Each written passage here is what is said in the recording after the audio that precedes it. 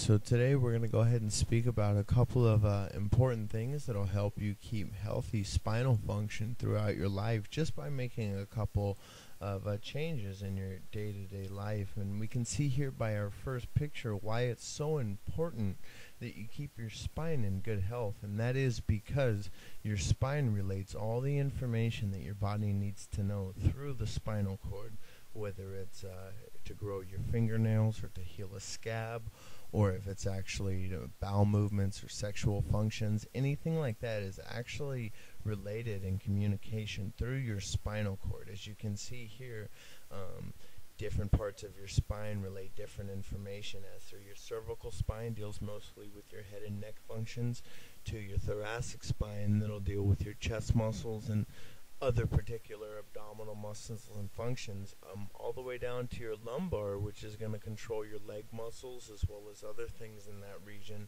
And then we go ahead to your sacral spine, which goes ahead and controls things like bowel movements, bladder, sexual performance, and things like that.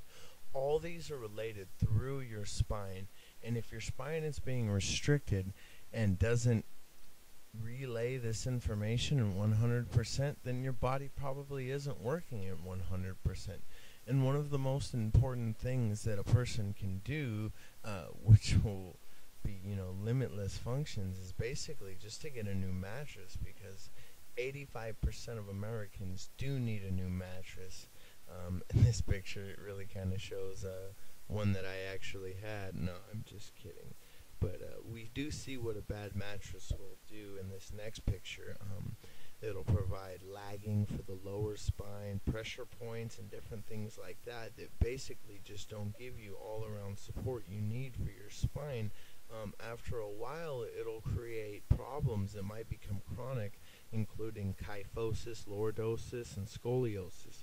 These are all irregular curvatures through the spine that are done over time with improper posture and things like that. Now, for our next little segment, I'm just going to go ahead and demonstrate to you on how important it is to keep your neck posture correct. If your neck held a bowling ball on top of two fingers and held it at the wrong position, it would probably get pretty tiring.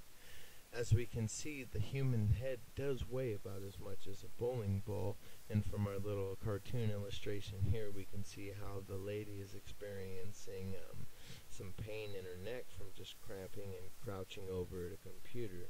We actually do have in our next photo the proper way to sit at a computer desk. However, many people do not follow this simple instruction, and they crouch into what's comfortable, or they're just not properly maintaining their day-to-day posture.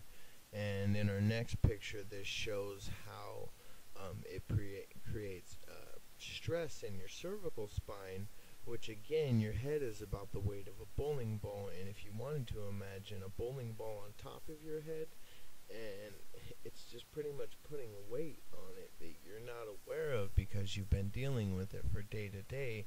But in the next picture, we see over time to time that it does create a big problem. In the far right picture, you see a normal S-curve in the cervical spine.